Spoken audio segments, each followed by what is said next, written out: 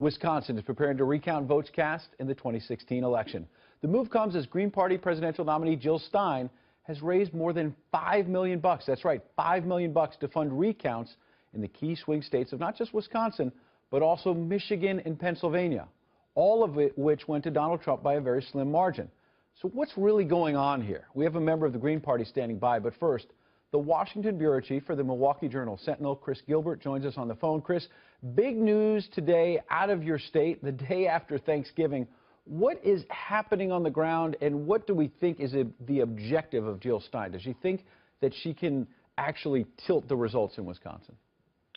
Well, she may think that. It does seem awfully improbable, given the margin right now is 22,177 votes, as counted by county and municipal clerks. That's a lot of votes to be overturned in a recount. There was a recount in a big statewide judicial election several years ago in Wisconsin, where about half as many people voted as did vote in this presidential election. And it only changed the final margin by about 300 votes. So, you know, you can imagine recounts changing vote margins on the margins, but not a vote margin of 22,000 votes. Right. So it sounds to me that the chances of her actually having an impact here might be slim to none. And I also understand, and please help us understand this tonight as we dig into this.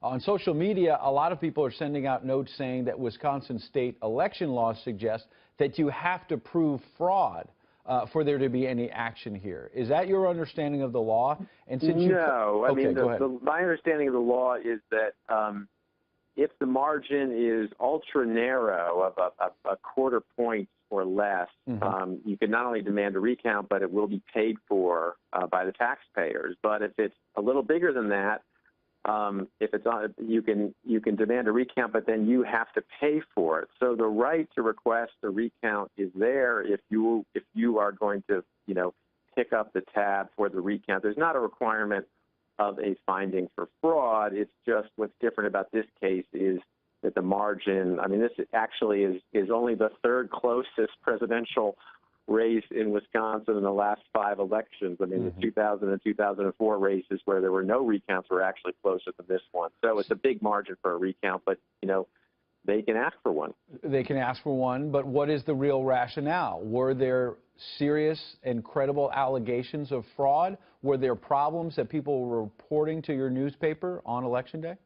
Well, I haven't heard anything certainly on a scale that would account for the difference between the Trump vote and the Clinton vote. I mean, you know, a few days ago you had a report of some people who had looked at the numbers in Wisconsin and Pennsylvania and Michigan and thought they saw irregularities or irregular patterns in the vote. And what they apparently did was they looked at counties that had different voting systems and were suggesting that Hillary Clinton did worse in places where there was no paper trail on the balloting. But there's no real evidence for that. And it's also, I mean, one thing to keep in mind about the election system in Wisconsin, which is relevant to what I just said, and it's also relevant to a recount, is that it's unbelievably decentralized. I mean, you have more than 1,800 municipal clerks,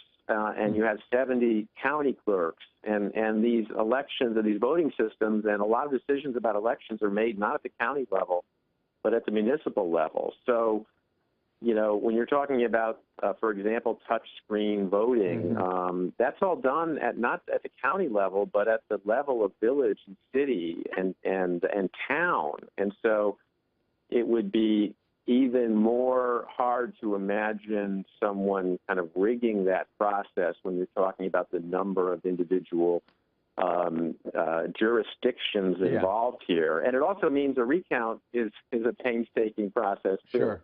Well, I got it. It certainly sounds like it's a long shot, to say the least. We appreciate your insight tonight, Craig Gilbert, joining us. Enjoy the rest of your weekend. One group pushing for the changes is the Green Rainbow Party of Massachusetts, the Massachusetts affiliate of the National Green Party. Ian Jackson is the treasurer of that group.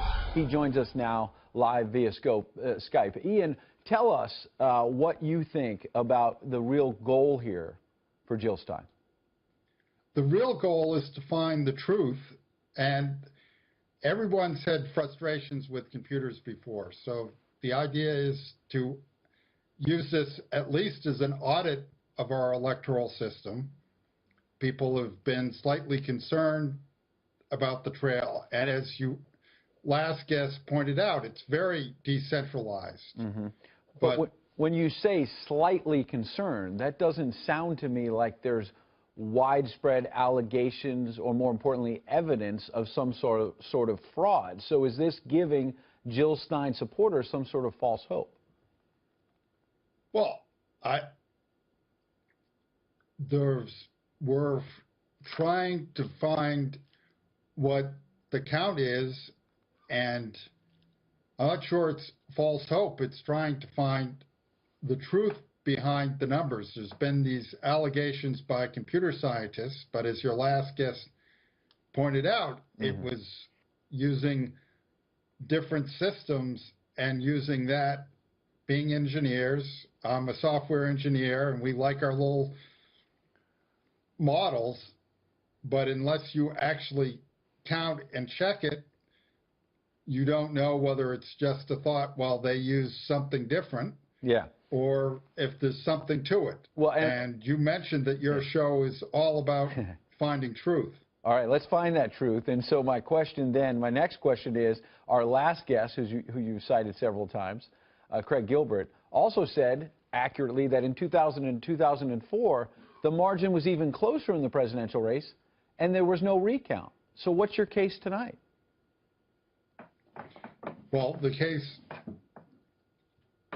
tonight, you can see that there was a real contentious election, and based on that, there are people that have expressed concerns. So it's best to find the truth and go through the process. And obviously, people have been willing to put up millions of dollars to find out and count the ballots again. Okay, so final question. If you really want to get at the truth, can we get at another truth, which is that it appears that Jill Stein has raised about $5 million for a recount that may or may not happen, for fraud that may or may not have happened. If there's nothing found here, and if there's not even a recount, will you pledge tonight that you and others in the Green Party believe that that money should be refunded, so this is not just money being raised on false hope? Well, we're exploring that. I'm only treasurer for the Green Rainbow Party. We're certainly going, if it doesn't get used, we're certainly going to discuss with our donors what their desire is for that money. Okay. Well, we appreciate your time tonight, Ian Jackson. We will certainly be searching for that truth as well.